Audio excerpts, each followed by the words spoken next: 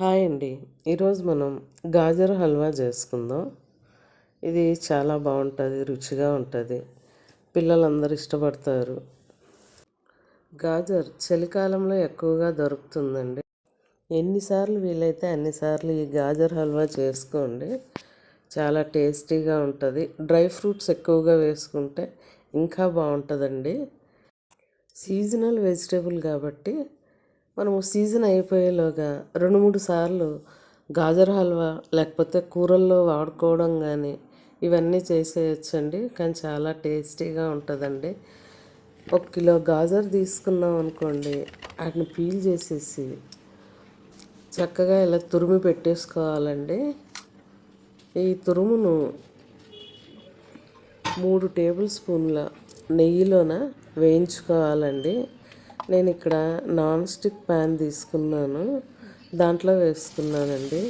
ఎందుకంటే త్వరగా మాడిపోదనమాట, బాగా నీట్గా ఈవెన్గా వేగుతుంది.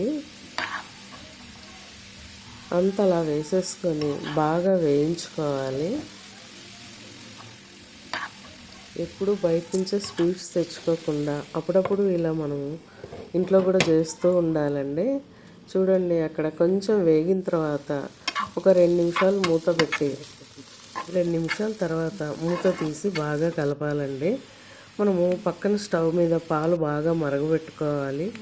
కిలో గాజర్కి 1/2 లీటర్ పాలు అయితే సరిపోతాయండి. ఫుల్ క్రీమ్ మిల్క్ని తీసుకోండి. బాగా మరగబెట్టాలండి, కొంచెం దగ్గరగా అవ్వాలి. బాగా మరిగిన పాలను మనము ఈ గాజర్లో వేసి బాగా ఉడికించుకోవాలి.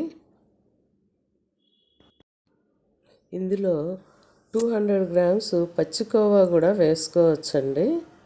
నేను ఆ రోజు తీసుకురాలేదు, కానీ మీరు వీలైతే మాత్రం మీరు వేసుకోండి, ఇంకా టేస్ట్ పెరుగుతుంది. అలా పాలన్నీ ఎగిరిపోతాయండి దాంట్లో ఉడికిపోయి. తర్వాత మనకు పాలు కనిపించవు అనమాట. అప్పుడు మనము ఒక 1/2 కిలో వరకు షుగర్ వేసుకోవాలి. వేసుకొని బాగా కలిపేసి షుగర్ అంతా కరిగిపోయి దాంట్లో కలిసిపోయాక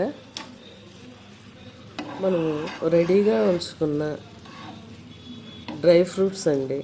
ఈ డ్రై ఫ్రూట్స్ కూడా బాదము, జీడిపప్పు 2 తీసుకున్నాను. చిన్న ముక్కలుగా కట్ చేసుకోవాలండి. వీటిని నేతిలో వేయించుకోవాలి. జీడిపప్పును తర్వాత బాదాము ఈ రెండింటిని నెయ్యిలో వేయించుకోవాలండి.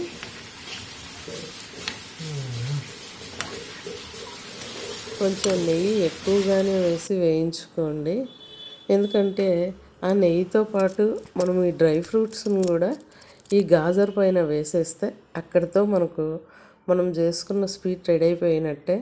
కానీ చాలా బాగుంటుందండి. ఎవరైనా సరే ఒకసారి ట్రై చేయండి. ఈ సీజన్లో దొరుకుతుంది కాబట్టి, కరెక్ట్ ఈ సీజన్లో వచ్చే పండగల టైంలో 2 రోజుల ముందు ఈ స్వీట్ చేసుకుంటే 4 రోజులు హాయిగా తినేయొచ్చండి. ఫ్రిడ్జ్లో పెట్టుకొని చల్లగా తినేయచ్చు, లేదంటే బయట పెట్టుకున్నా కూడా చాలా టేస్టీగానే ఉంటుందండి. చాలా రుచిగా ఉంటుందండి గాజర్ హల్వా.